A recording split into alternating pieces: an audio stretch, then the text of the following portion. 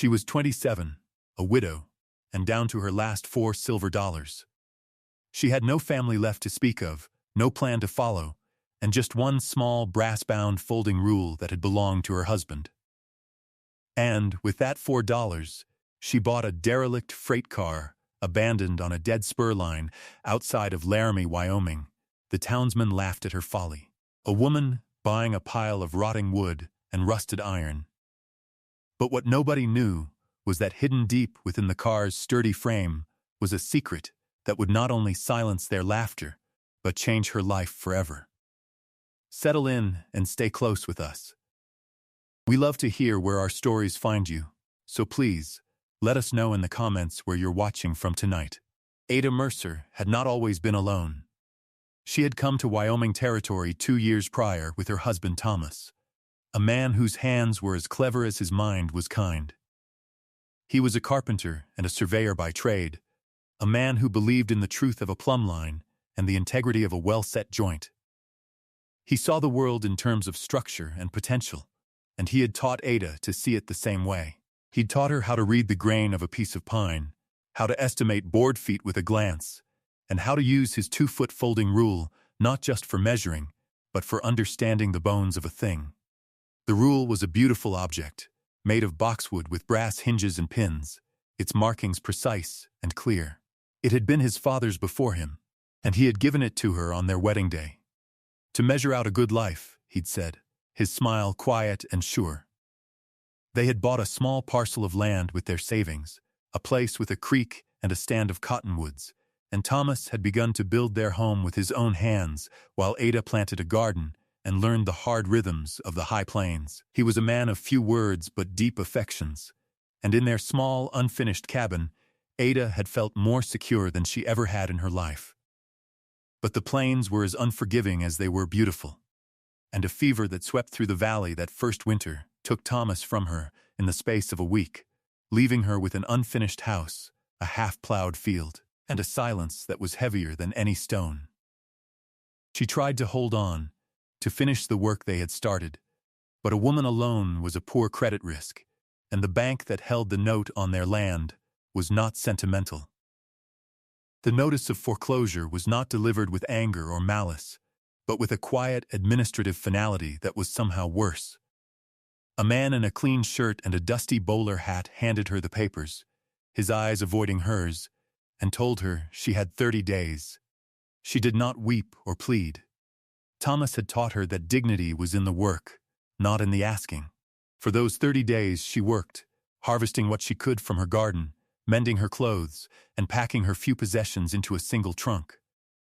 On the last day, she stood in the doorway of the cabin, the wind pulling at the loose strands of her hair. She ran her hand over the door frame Thomas had set, the wood smooth and perfect. She took one last look at the empty space where their life was supposed to have been, and then she closed the door behind her, the sound of the latch clicking into place like the closing of a book. She had sold her wagon and mule for enough money to settle her accounts at the general store and purchase a ticket on a stagecoach to Laramie, a town she knew only by name. She arrived with her trunk, the folding rule in her apron pocket, and less than $5 to her name.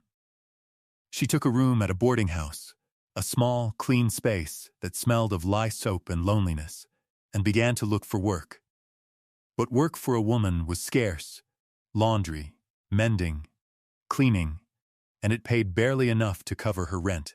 Each day, her small store of money dwindled, the coins shrinking in her purse until all that remained were 4 heavy silver dollars. It was then that she saw the notice for the sheriff's auction of delinquent properties and abandoned assets. She went not with any real hope, but because she felt she had to do something, to take some action rather than simply wait for her last dollar to be spent. It was an act of defiance against the quiet, creeping despair that threatened to swallow her whole. The auction was held in the dusty square in front of the courthouse, a gathering of men in worn coats and Stetsons, their faces weathered by sun and wind. They were ranchers, merchants, and foremen from the Union Pacific Yard, all looking for a bargain. Ada stood at the edge of the crowd, a small, solitary figure, feeling the weight of their sideways glances. The auctioneer, a man with a booming voice and a stained waistcoat, worked his way through a list of unclaimed freight, broken tools, and a sway-backed horse that looked even more tired than she felt. The bidding was brisk and businesslike. Then, he announced the final item. Lot 27. One B&O boxcar, number 743, currently situated on the abandoned Black Creek spur line. Sold, as is, where is. Removal is the buyer's responsibility. A ripple of laughter went through the crowd. The old spur line was a local joke, a failed venture from a decade ago that led 5 miles to a played-out quarry and ended in a tangle of sagebrush. The freight car that sat there was considered less than worthless. It was an eyesore and an obstacle. What am I bid for this fine piece of railroad history?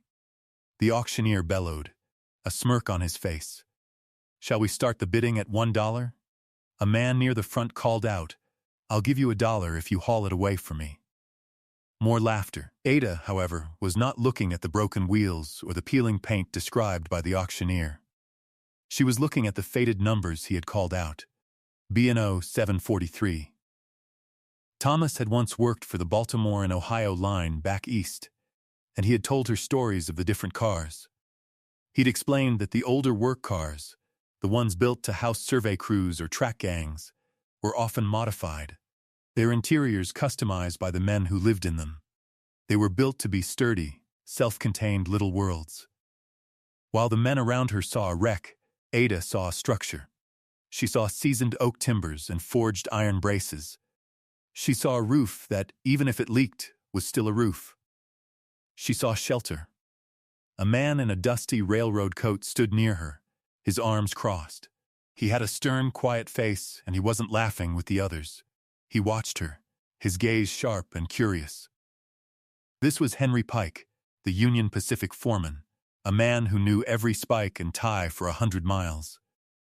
He saw her studying not the car's decay, but its form, her expression intent and focused, and he saw something the others missed entirely. $1 bid, the auctioneer said, trying to move things along. Another man shouted, $2. For the firewood. $3. A third man offered, joining the joke. The auctioneer looked around, ready to gavel it down. Do I hear $4? It was then that Ada stepped forward. Her voice was not loud, but it was clear and steady. $4. A sudden silence fell over the crowd. Every head turned to look at her. The laughter died, replaced by a kind of stunned, derisive pity. The auctioneer blinked, genuinely surprised. $4 from the lady. Going once? Going twice? He scanned the crowd of grinning faces. Sold. To the widow Mercer for $4. He banged the gavel, and a fresh wave of chuckles and murmurs spread through the men. Ada ignored them. She walked to the clerk's table, her back straight, and carefully counted out her $4 silver. The clerk handed her the bill of sale, a single sheet of paper that felt as heavy and as final as a gravestone. She folded it, tucked it into her pocket, and turned to walk away from the courthouse, the sound of the men's fading laughter following her like a bitter wind. Her journey was not one of great distance, but it was a passage from one state of being to another. She walked from the center of town, where the buildings stood shoulder to shoulder, out past the livery and the blacksmith's shop, toward the edge of Laramie, where the neat grid of streets dissolved into open country. The town was behind her, a place of judgment and dwindling opportunity. Ahead of her lay the vast, empty expanse of the high plains, the sky a dome of brilliant, indifferent blue. The wind, a constant presence here, pressed against her, carrying the scent of dust and dry grass and the faint, far-off smell of pine from the mountains. She followed the main line of the Union Pacific for a quarter of a mile, the steel rails gleaming in the sun, a symbol of connection to a world that felt impossibly distant. Then she saw it, the rusted switch, the track that veered off and disappeared into the sagebrush. This was the Black Creek Spur. The rails were dull and pitted, the wooden ties were cracked and weathered, some of them half buried in the sandy soil. Weeds grew thick between them. It was a line that went nowhere, a testament to a forgotten ambition. She followed the track as it curved gently away from the main line, the silence broken only by the crunch of her boots on the gravel and the cry of a hawk circling high overhead. After a 10-minute walk, she saw the freight car. It stood alone, looking like some great wounded animal that had come here to die. It was bigger than she had imagined, nearly 40 feet long. Its sides weathered to a silvery gray, streaked with the rust-colored tears of weeping iron bolts. The paint, once a deep oxide red, clung in brittle patches. The large letters B&O and the number 743 were still visible, like faint scars. One of the axles was broken, causing the whole car to list to one side, its door hanging askew from a single hinge. It looked derelict, abandoned, and utterly forlorn. But Ada saw more. She saw the heavy oak beams of the undercarriage, timbers that were still sound despite the years of neglect. She saw the craftsmanship in the iron trusses and the corner plates. It was battered and broken, but it had been built to last. She walked around it slowly, her hand trailing along the rough, sun-warmed wood. She felt a strange sense of kinship with this forgotten object. It, too, was a relic of a past life, cast off and deemed worthless. As she stood there, contemplating the enormous task she had set for herself with her last $4, she heard the sound of footsteps on the gravel behind her. She turned to see the railroad foreman from the auction, Henry Pike. He stopped a few feet away, his expression unreadable. He was a man in his late 40s, broad-shouldered and weathered, with eyes that had seen too much sun and too many miles of track. He wasn't smiling. "Ma'am," he said, his voice a low rumble, "that's a lot of firewood for $4. His tone wasn't mocking, but matter-of-fact. Ada met his gaze directly. "I don't intend to burn it," she said. He nodded slowly, his eyes scanning the car, taking in the broken axle, the sagging roofline, the general state of decay. He saw what the other men saw, but like her, he also saw the bones beneath. He was a man who understood structure. Axles snapped clean through, he observed. Trucks twisted. She ain't rolling anywhere soon. "I don't need her to roll," Ada replied, her voice quiet but firm. "I just need her to stand." Pike looked from the car back to her, and for the first time, a flicker of understanding, perhaps even respect, entered his eyes. He saw the set of her jaw, the lack of fear in her posture. He saw a woman who was not defeated, but assessing. He had seen that look before, in track foremen facing a washout and in engineers nursing a failing locomotive over a high mountain pass. It was the look of someone squaring up to a problem, not running from it. "Well," he said after a long moment, "the frame is sound. That's something." He gave a curt nod, as if confirming a fact to himself, and then turned and walked back toward the main line without another word, leaving Ada alone with her enormous broken $4 home. The air inside the car was thick and stale, smelling of decades of dust, mouse droppings, and the faint, ghostly scent of coal smoke and old wool. Sunlight filtered through the grimy panes of a small window at one end, and through the gaps in the warped planking of the walls, striping the dusty floor with narrow bands of light. Cobwebs, heavy and gray as funeral shrouds, hung from the ceiling beams. The space was cavernous and empty, save for a few remnants of its former life. Against one wall were two sets of built-in wooden bunks, their rough mattresses long since rotted into nests for pack rats. At the far end, a small pot-bellied stove, its iron body red with rust, stood cold and silent. And along the other wall, beneath the grimy window, was a long, sturdy workbench, its surface scarred with the marks of countless projects, saw cuts, oil stains, and the circular ghosts of paint cans. This, Ada knew, was the heart of the car. This was where the work had been done. She set her small bag down and took a deep breath, the dust catching in her throat. The task ahead was overwhelming, but she felt a strange sense of calm settle over her. This place was hers. It was broken and dirty and forgotten, but it belonged to her. She had a place to stand. She began with the simple, methodical act of cleaning. She had brought a broom and a bucket with her, purchased with the few cents she had left after buying the car.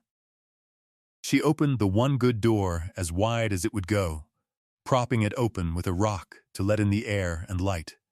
She started at one end, sweeping the thick layer of dirt and debris toward the open door. The rhythmic scrape of the bristles on the wood, a comforting, purposeful sound. It was work, and work was something she understood. As she swept, she uncovered the history of the car, layer by layer. She found a rusted railroad spike, a deck of playing cards that had turned to brittle wafers, a tin button from a pair of overalls. Each object was a small echo of the men who had lived and worked here. It took her the better part of the afternoon to sweep the floor clean. The sunlight was slanting low through the open door when she finally finished, her arms aching and her face smudged with dirt. The car was still a wreck, but it was an ordered wreck now. The floor was bare, revealing the solid oak planking, worn smooth in paths between the bunks, the stove, and the workbench. It was then, as she stood surveying her work, that she turned her full attention to the workbench. Thomas had taught her to look closely at how things were made. The story of a thing is in its joints, he used to say. The workbench was made of heavy pine, its top a single, thick slab. But as she ran her hand along its front edge, her fingers traced a fine, almost invisible line in the wood. It was too straight, too perfect to be a crack. She knelt for a closer look. The grain of the wood on the front panel of the bench was slightly different from the wood on the top and sides. It was a subtle thing, something a casual observer would never notice. She pressed on the panel, but it was solid. She tried to find a latch or a handle, but there was nothing. Remembering her husband's folding rule in her pocket, she took it out. The brass felt cool and solid in her hand. She unfolded a section and used it to check the seams of the workbench, measuring the depth, checking for square. Everything was perfect, the craftsmanship impeccable. And yet, that one faint line remained, an intentional disruption in the pattern. She thought about the men who built these cars, men like Thomas, who lived by their wits and their hands. A hiding place would not be obvious. It would be part of the structure itself. She examined the underside of the bench, her fingers exploring the heavy support brackets. Near the right-hand corner, beneath the top slab, her fingers brushed against a small, round indentation in the wood. It was a knothole, but it felt too smooth, too regular. She pressed her thumb into it and felt a faint click. A section of the front panel, about 2 feet long, sprang open a fraction of an inch. Her heart began to beat a little faster. With trembling fingers, she pried the panel open. It was a cleverly concealed door on hidden wooden hinges. Inside, nestled in the dark hollow space, was a flat, rectangular tin box, its surface coated in a thin layer of dust. It was heavy when she lifted it out. She carried it to the doorway, into the fading light of the setting sun, and sat down on the threshold of her new home. The box was not locked, but the lid was sealed tight with wax. She used the edge of her husband's rule to carefully break the seal and pry it open. Inside, wrapped in a sheath of oilcloth to protect them from moisture, was a thick bundle of papers tied with a faded red ribbon. Beneath the papers lay a small, heavy leather pouch. Ada's hands shook slightly as she untied the ribbon and carefully unfolded the documents. The paper was stiff and crackled with age, the ink a faded brown. The first document was a bill of sale, written in an elegant looping script. It recorded the sale of one Baltimore and Ohio work car, number 743, from the railroad to a man named Elias Vance for the sum of $100. The date on the document was 1870, more than a decade ago. Beneath it was a series of official-looking land grants from the United States General Land Office, granting title to Elias Vance for a right-of-way extending 5 miles from the Union Pacific Main Line, along with mineral and timber rights to the adjacent parcels of land. It was the entire Black Creek Spur. There were surveyor's maps, meticulously drawn, detailing the route of the spur line to the quarry. And there were lien papers showing that Mr. Vance had personally financed the construction of the line, placing liens against the land and all associated assets, including, specifically, car number 743 as collateral for his investment. The final document was a single sheet of paper, a legal addendum to the bill of sale for the car. Attached to it was a handwritten letter. Ada unfolded it carefully. The handwriting was the same as on the bill of sale, precise and clear.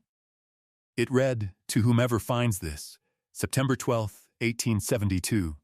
My name is Elias Vance. I was the chief surveyor and the sole financier for the Black Creek Quarry spur line. I believed in this venture.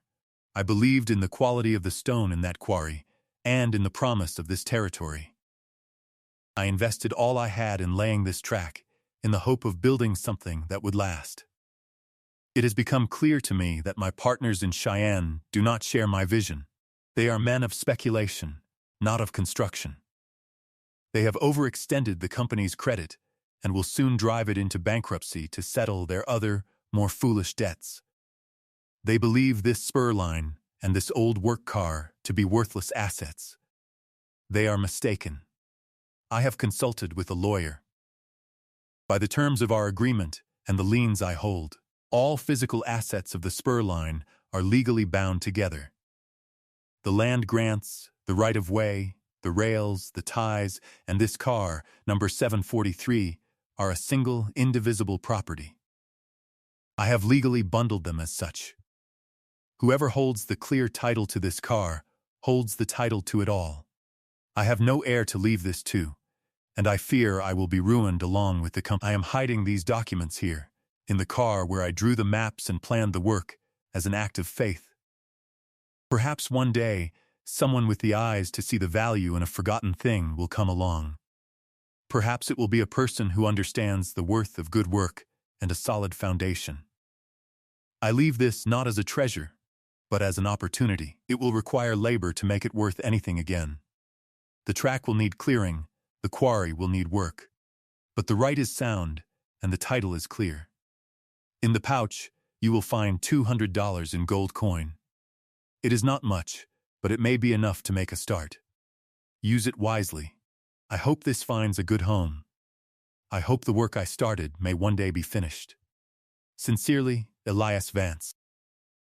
Ada read the letter twice, her eyes tracing the careful, deliberate script.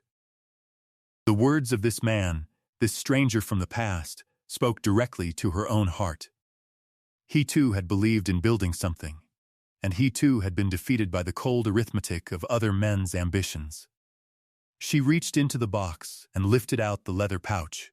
It was heavy, and when she loosened the drawstring, the unmistakable gleam of gold coins shone in the twilight. She poured them into her hand. 10 $20 gold pieces. $200. It was a fortune.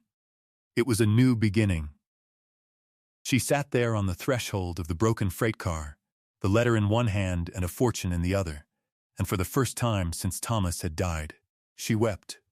They were not tears of sorrow or of self-pity, but tears of profound, aching relief. The sun had set, and a cool breeze was blowing down from the mountains. She carefully folded the letter and the documents, placed them and the coins back in the tin box, and held it close. The laughter of the men in the town square seemed like a distant echo from another lifetime. They had laughed at the foolish widow who had spent her last $4 on a pile of junk. They did not know that she had not bought a wreck, she had bought a future. She had bought the whole damn line. The next morning, Ada rose before the sun, her mind clear and focused. The emotional tide of the previous evening had receded, leaving behind a bedrock of purpose. She knew she could not do this alone. The documents in the tin box were powerful, but they were just paper until they were recognized by the law and backed by knowledge she did not possess. Her first stop was not the courthouse, but the Union Pacific rail yard. She found Henry Pike near the roundhouse, directing a crew that was replacing a damaged coupling on a locomotive. He stood amidst the hiss of steam and the clang of steel, a man entirely in his element. He saw her approaching and walked to meet her, wiping his greasy hands on a rag. His expression was as blunt and guarded as it had been the day before. "Ma'am," he said, his voice flat. "Come to sell me that firewood after all?" Ada looked up at him, her gaze steady. "No, Mr. Pike, I've come to ask for your counsel." She held out the tin box. "I would be grateful if you would look at something for me. Something I found in the car." Pike's eyes narrowed with curiosity. He hesitated for a moment, then gestured toward a small shed that served as his office. Inside, the room smelled of strong coffee and metal filings. He cleared a space on a cluttered desk. Ada opened the box and laid out Elias Vance's documents, smoothing the creased paper with her palm. Pike bent over the desk, his initial skepticism giving way to a low whistle of astonishment as he read. He picked up the surveyor's map, his calloused finger tracing the path of the spur line. He read the land grants, his lips moving silently. He understood the language of these papers, the legal and physical reality they represented. When he finally looked up at her, the gruffness was gone from his face, replaced by a look of profound respect. "Good God, woman," he breathed. "You didn't buy a boxcar, you bought a railroad." He explained to her, in his practical, no-nonsense way, what she possessed. The right-of-way was the key. It gave her control of the 5-mile corridor of land, a valuable asset in a territory where land was everything. "You need a lawyer," he said, his mind already working on the problem. "Not one of the fat ones who work for the cattle barons. You need someone young and hungry. Abernathy. He has an office over the mercantile. He's smart, and the town's establishment hasn't bought him yet." Ada tucked the papers safely back in their box. "Thank you, Mr. Pike. Don't thank me yet," he grumbled, though his eyes held a new warmth. "The paperwork is one thing. Making that line worth a damn is another." Following his advice, Ada went to see Mr. Abernathy. His office was a small, dusty room filled with more books than furniture. He was a young man with a thin mustache and an intense, serious expression. He listened to her story, his face a mask of professional skepticism, but as he examined the documents, his eyes widened. He spent nearly an hour reading, cross-referencing dates, and checking the language of the liens. Finally, he leaned back in his chair, a look of incredulous excitement on his face. "Mrs. Mercer," he said, his voice hushed with awe. This is ironclad.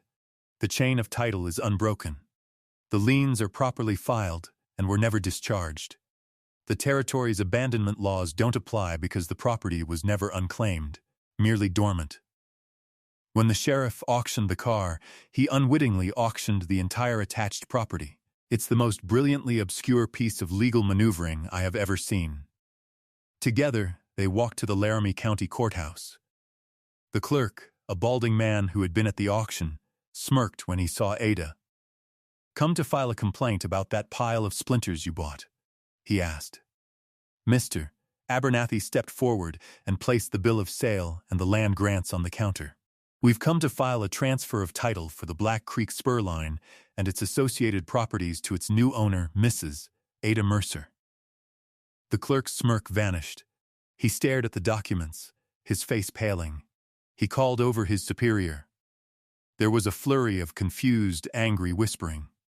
They checked their own records, their disbelief turning to grudging acceptance. The paperwork was undeniable. An hour later, Ada walked out of the courthouse, with freshly stamped and recorded deeds in her name. The news spread through Laramie like a grass fire. The men who had laughed at her were now silent, their mockery replaced by stunned disbelief and a healthy dose of fear. They had laughed at a poor widow. They had not realized they were laughing at the owner of 5 miles of Wyoming. The legal victory was quiet and absolute, but Ada knew it was only the beginning. Ownership on paper meant nothing without the physical reality to back it up. The spur line was still a 5-mile stretch of dereliction, and her home was still a broken-down freight car. The work had to begin.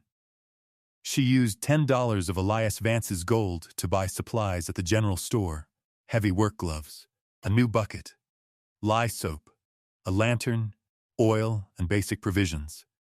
The storekeeper, who had been among the laughers, now treated her with a cautious, deferential respect that she found more satisfying than any apology. Her first task was to make the car habitable. She spent 2 days scrubbing it from top to bottom, washing away the grime of years. The lye soap and hot water stripped away the filth, revealing the clean, honest grain of the wood beneath. She repaired the broken door hinge with a piece of leather and some salvaged nails, so it now closed securely. She carefully cleaned the panes of the small window until the sunlight streamed in, bright and clear. The space began to transform from a derelict shell into a simple, clean shelter. Henry Pike appeared on the 3rd day, unannounced, carrying a heavy toolbox. He set it down without a word and began to inspect the car's undercarriage. "You're sitting on a broken axle," he stated, not unkindly. First big wind, she could tip over. Over the next week, he spent his evenings after his shift at the rail yard helping her. He was a patient, exacting teacher. He showed her how to use heavy jacks to lift the corner of the car, how to block it securely with heavy timbers so it sat level and stable. He brought a replacement bearing from the yard scrap pile and showed her how to heat and set it. He helped her patch the leaking roof with tar and canvas. He spoke little, but his actions were a constant lesson in competence and self-reliance. He taught her the names of tools she'd never seen before: a track wrench, a spike maul, a tamping bar. He showed her how to sight down a rail to check for alignment, how to listen to the ring of a spike being driven to know if it was secure. Under his tutelage, Ada's hands, once accustomed to needle and thread, grew calloused and strong. She learned the satisfying ache of a body used for hard, productive labor. One evening, as they worked on the rusted pot-bellied stove, she asked him why he was helping her. He stopped his work, turning a bolt over in his hands. "My wife," he said. His voice low and rough. "She was a smart, capable woman. Built a life for us out of nothing. After she passed, I saw how quick the world is to dismiss a woman on her own. You remind me of her. You see the work that needs doing, and you ain't afraid to do it." It was the most he had ever said about his personal life, and Ada understood it was a profound expression of trust. Their next project was the stove.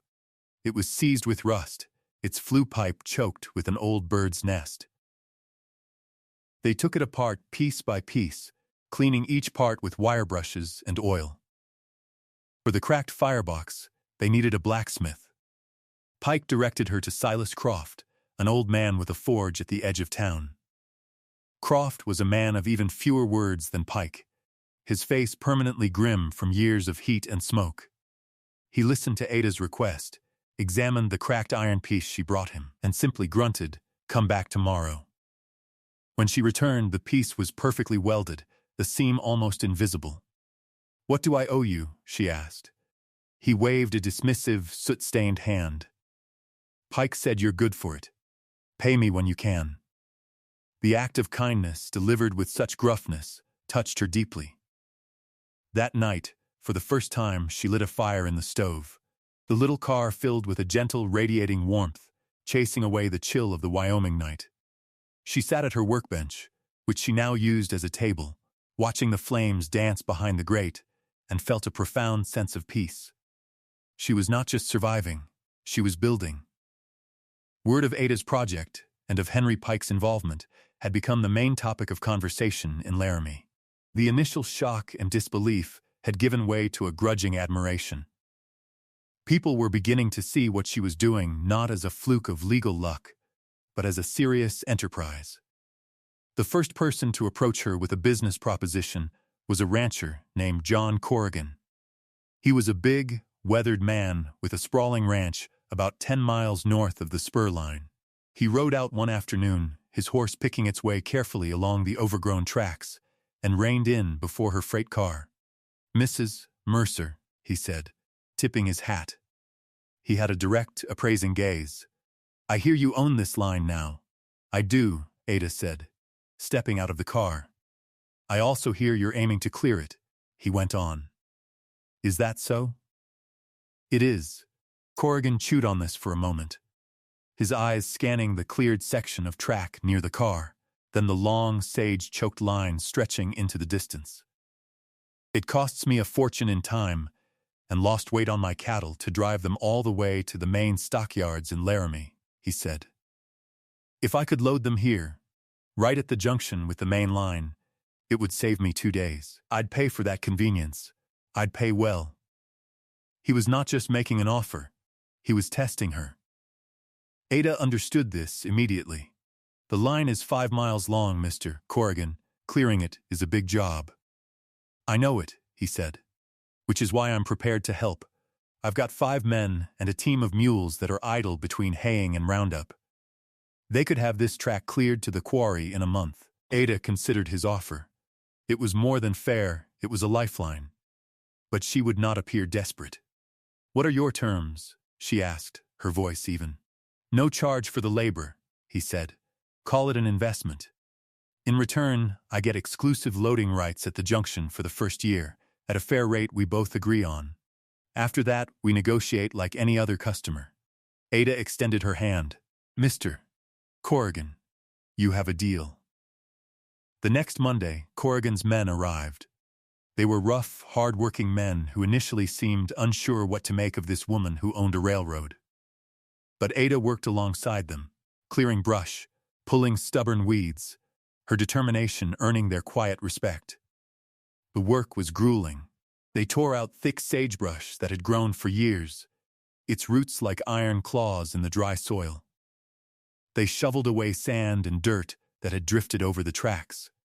They replaced cracked and rotted ties, using the good timber Elias Vance had known was on the land. Pike showed them how to regrade sections of the trackbed and tamp the ballast for stability. Slowly, painstakingly, the spur line began to re-emerge from the landscape, a thin but determined line of steel and wood. As they worked, others from the town began to appear. One day, Mrs. Gable, the baker's wife, arrived in a small cart, bringing a large pot of hot stew and a loaf of fresh bread. "A body can't live on hard work alone," she said simply. And from then on, she came twice a week, her practical kindness a welcome reprieve from the hard labor. Silas Croft, the blacksmith, came out to repair the men's tools when they broke, refusing any payment beyond a cup of coffee. Even Mr. Abernathy, the lawyer, would walk out on a Sunday afternoon to check on their progress, marveling at the physical reality of the legal case he had won.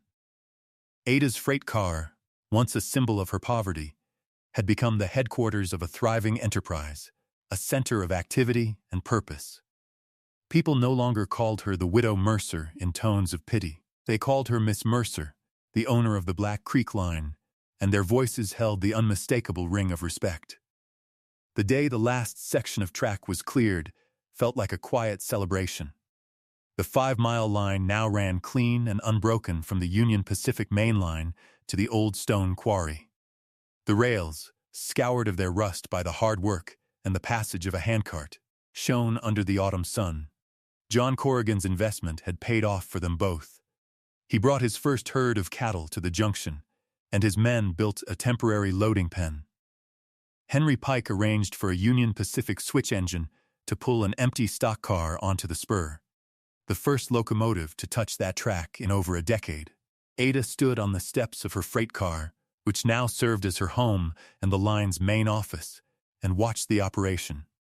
She had a ledger on her workbench, and in it she made her first official entry, October 14, 1882. 1 car, 50 head of cattle, shipped for John Corrigan. Payment received, $20. It was a small amount, but it was real. It was the sound of her enterprise breathing its first breath. Her freight car was no longer just a shelter. It was a home. The pot-bellied stove kept it warm against the increasingly chilly nights. She had built a small pantry for her supplies and a shelf for her few books. The interior, once a cavern of filth and despair, was now clean, orderly, and filled with the scent of wood smoke and brewing coffee. It was small and simple, but it was the first home that was truly hers, built not just with money, but with her own 2 hands. In the evenings, Henry Pike would often walk out from town after his shift. He would sit with her on the steps of the car, sharing a cup of coffee as the stars emerged in the vast, dark sky. They rarely spoke of the past. Instead, they talked of the future. They talked about the quality of the stone in the quarry and whether it could be sold to the railroad for ballast. They talked about extending the line another 10 miles to reach the timber stands in the foothills. He would listen to her ideas, offering practical advice and quiet encouragement. A gentle, unspoken companionship grew between them, forged in the shared language of hard work and mutual respect. One evening, as a light snow began to fall, dusting the plains in a thin layer of white, Ada was sitting alone inside the car. The lantern cast a warm, golden glow on the wooden walls. She had the tin box open on her workbench. She took out Elias Vance's meticulously drawn map of the spur line and spread it out. Next to it, she placed her husband's brass-bound folding rule. The two objects lay side by side, the grand vision of a man she had never met, and the practical tool of the man she had loved and lost. She thought of Thomas, of his belief in good work and solid foundations. He would have loved this car, she thought.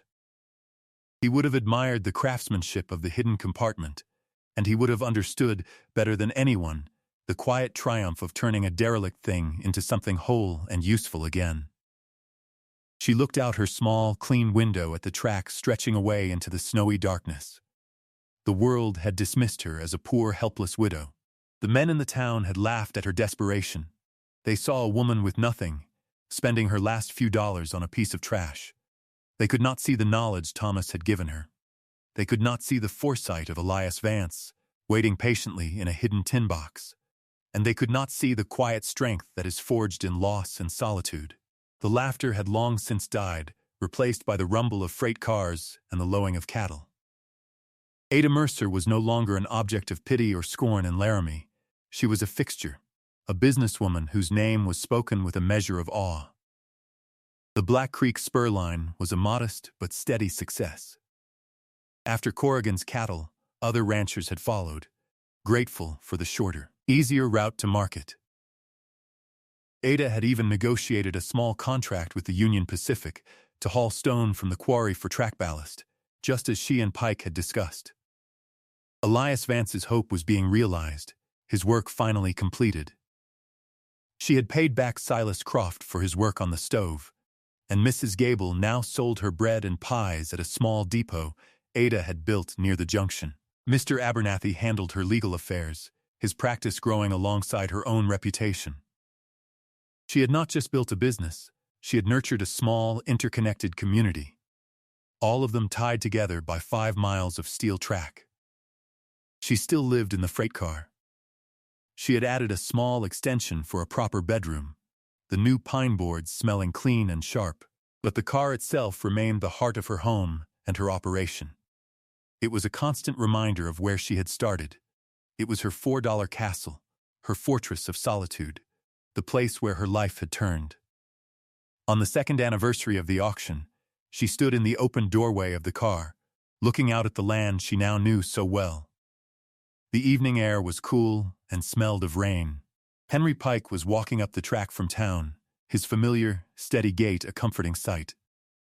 In his hand, he carried a small bundle of wildflowers. He had become her partner, not just in business, but in life, their quiet companionship blossoming into a deep and abiding affection. He stopped before her, a rare, gentle smile on his face, and handed her the flowers. "Happy anniversary," he said. She took them, their bright colors a stark contrast to the muted tones of the prairie. "It's not our anniversary," she said, though a smile played on her own lips. "It is," he corrected her gently. "It's the anniversary of the day you bought a railroad. The day I knew my life was about to change." She looked from his face to the track, then back again. The memory of the auction was no longer a sting of humiliation, but a strange and cherished foundation myth. The scorn of the crowd had been the unlikely crucible in which her new life was forged. Ada Mercer was 27 and a widow with $4 to her name when she came to Laramie. She spent it all on a forgotten freight car at the edge of town. It was the best $4 she ever spent. Thank you for joining us for this story. If you found a piece of your own heart in Ada's journey, we hope you'll subscribe and share it with someone who appreciates the power of quiet strength. We're left wondering, what is something that others dismissed, but you saw the hidden value in? Let us know in the comments below. We'll see you next time.